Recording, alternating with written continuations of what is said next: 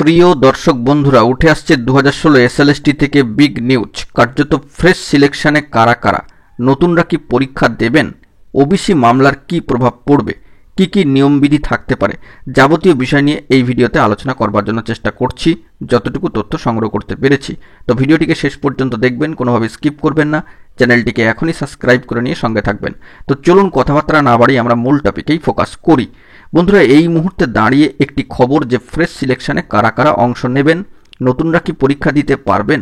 বন্ধুরা, এই বিষয়ে জানিয়ে রাখি, যে বক্তব্য আমি তুলে ধরবার জন্য চেষ্টা করছি সেখানে অবশ্যই সর্বোচ্চ ন্যায়ালয় সুপ্রিম কোর্টের যে 2016 এসএসসি এসএলএসটি চাকরি বাতিল মামলার যে জাজমেন্ট এসেছে, যে অর্ডার এসেছে, যে নির্দেশ এসেছে, সেই জাজমেন্টকে অবশ্যই সম্মান জানিয়ে এবং সেটিকে শিরোধার্য করেই এই ভিডিওটা কিন্তু ক্রিয়েট করতেই হচ্ছে। যতটুকু অর্ডার পরে আমি বুঝতে পেরেছি ততটুকুই কিন্তু তুলে ধরবার জন্য চেষ্টা করছি।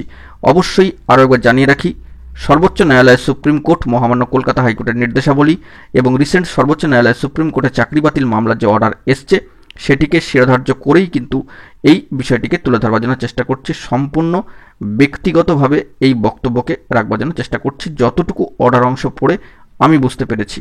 তো এখানে একটা বিষয় অবশ্যই লক্ষ্য করবেন যে ফ্রেশ সিলেকশন প্রক্রিয়া চালানোর কথা বলা হয়েছে।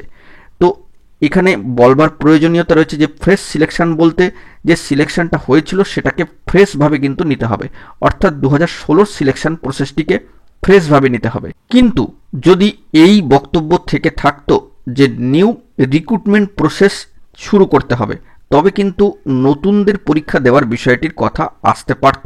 সম্পূর্ণভাবে এই ফ্রেশ সিলেকশন শব্দের উপর নির্ভর করে এই বার্তাটি কিন্তু তুলে ধরলাম, কারণ ফ্রেশ সিলেকশন বলতে যে সিলেকশন হয়েছিল সেটিকে ফ্রেশভাবে করার কিন্তু নির্দেশ।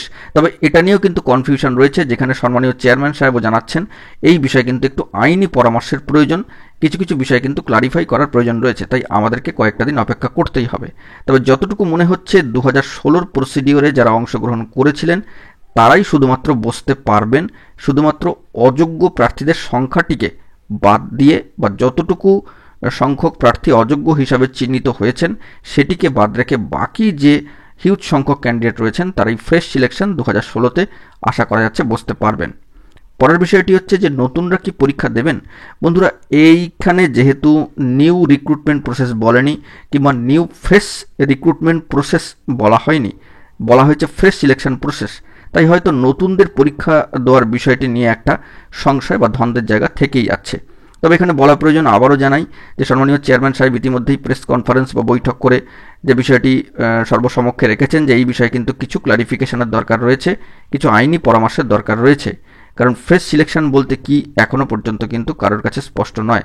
তবে যেহেতু এটা 2016 প্রসিডিওর, 2016রই অংশ, তাই ফ্রেশ সিলেকশন বলতে কিন্তু এখানে 2016 সিলেকশনটাকেই ফ্রেশভাবে করানোর জন্য বলা হচ্ছে, যতটুকু আমাদের ধারণা এবং অর্ডার কপি দেখে যতটুকু আমাদের মনে হয়েছে ততটুকুই তুলে ধরছি। তো সেক্ষেত্রে শুধুমাত্র অযোগ্য, চিহ্নিত অযোগ্যদের বা সিলেক্টেড অযোগ্যদের অংশটিকে বাদ রেখে যে সমস্ত ক্যান্ডিডেট রয়েছেন 2016 তাদেরকে নিয়েই প্রসিডিওর চালানোর একটা ফ্রেশ সিলেকশনের প্রসঙ্গ হয়তো উঠে আসছে। পরের 3 নম্বর বিষয়টি হচ্ছে যে ওবিসি মামলার কি প্রভাব পড়বে। বন্ধুরা, এখানে জানিয়ে রাখি, ওবিসি মামলার প্রভাব পড়বার ততটা কিন্তু প্রভাব লক্ষ্য করা যাচ্ছে না, কারণ ওবিসি মামলার যে রায়দান সেটি 2024 সাল, আর এসএলএসটি 2016 যে প্রসিডিওর সেটি হচ্ছে 2016 সালের। সেহেতু 8 বছরের পূর্বের বিষয়ে ওবিসি মামলার যেটা বর্তমানে বহাল রয়েছে তার প্রভাব পড়বে বলে মনে করা হচ্ছে না। তবে আইনানুগ বিষয় কখন কি হয় বলা মুশকিল, যেহেতু ওই সময় এই ম্যাটারটি ছিল না, ওবিসি ম্যাটারটা, তাই হয়তো প্রভাব পড়ার সম্ভাবনা খুব একটা নেই। এবার হচ্ছে কি কি নিয়মবিধি থাকতে পারে। বন্ধুরা, 2016 প্রসিডিওরের যে নিয়মবিধি ছিল সেই সমস্ত নিয়মবিধি হয়তো থাকবে, সেটা চেঞ্জের কোনো জায়গা তো আপাতত লক্ষ্য করা যাচ্ছে না।